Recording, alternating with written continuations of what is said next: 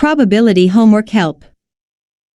For any homework-related queries, call us at +1 678 648 4277.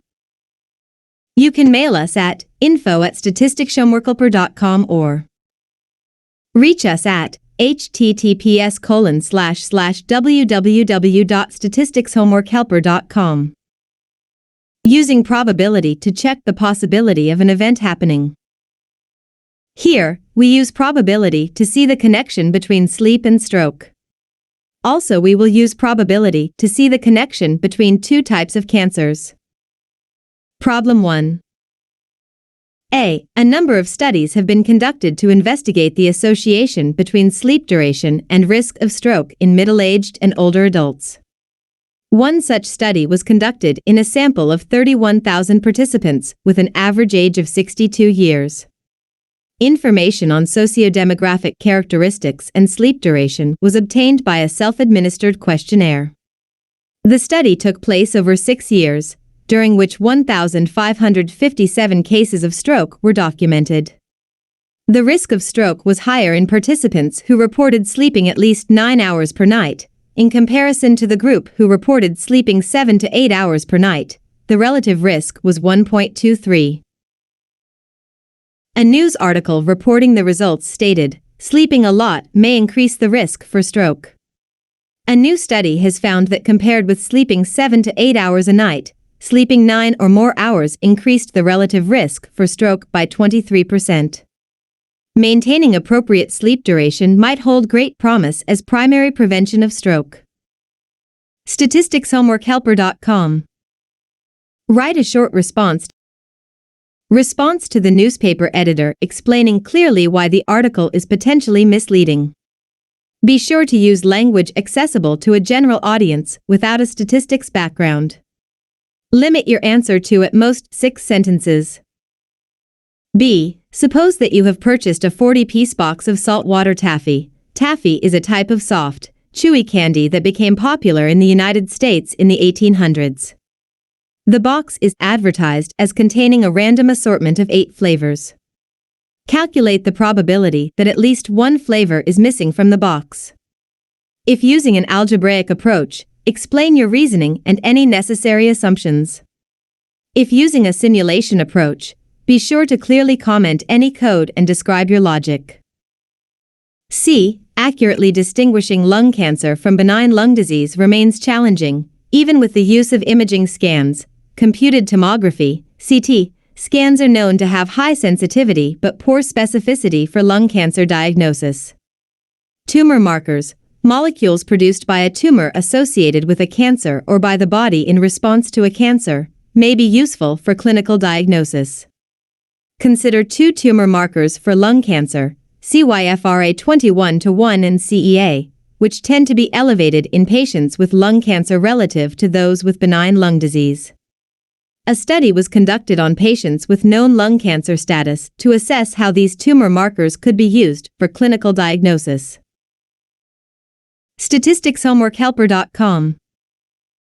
The study team observed that in patients with lung cancer, CYFRA21-1 is normally distributed with mean 4.7 nanograms per milliliter and standard deviation 9.2 nanograms per milliliter, while CEA is normally distributed with mean 5.9 nanograms per milliliter and standard deviation 19.8 nanograms per milliliter. In patients with benign lung disease, CYFRA21-1 is normally distributed with mean 1.6 nanograms per milliliter and standard deviation 4.3 nanograms per milliliter, while CEA is normally distributed with mean 2.2 nanograms per milliliter and standard deviation 5.3 nanograms per milliliter.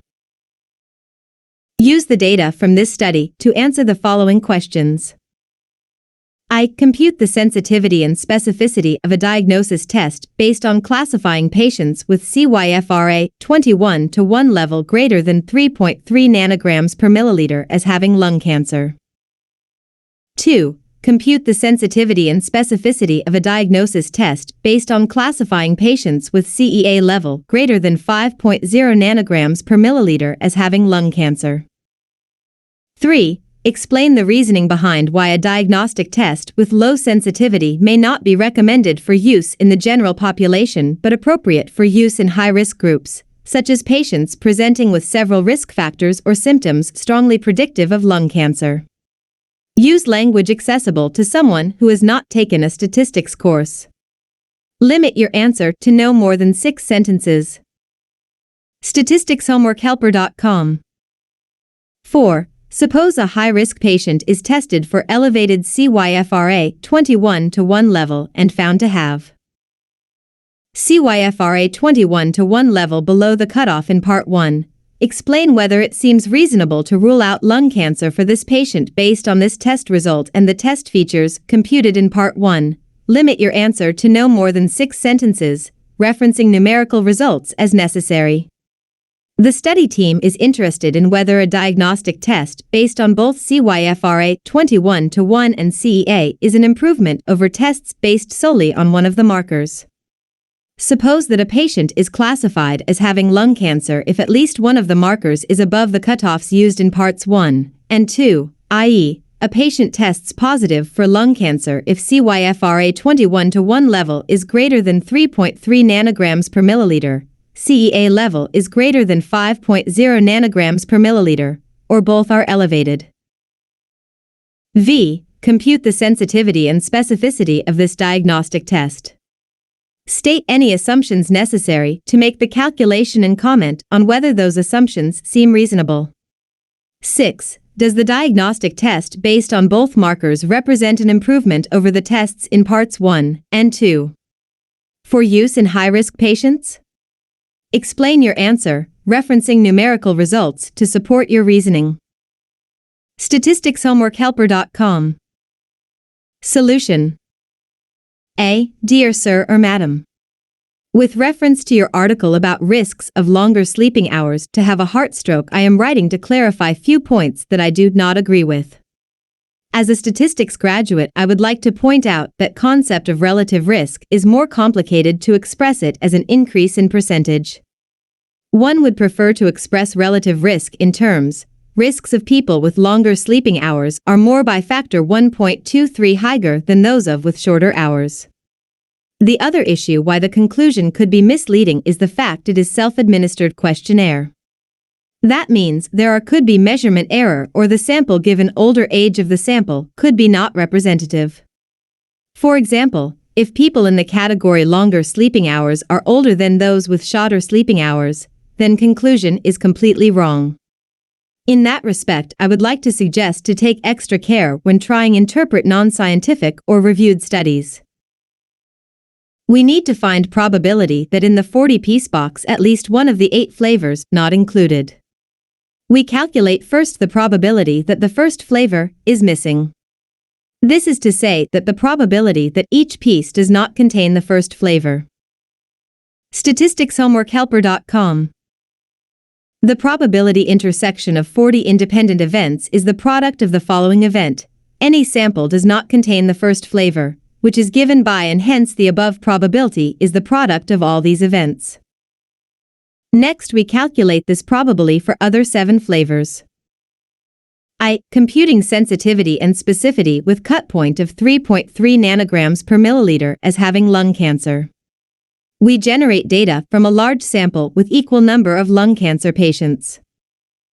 statisticshomeworkhelper.com. N equals 10^5. Dat equals data.frame, cancer equals rep, c, yes, no, each equals n/2.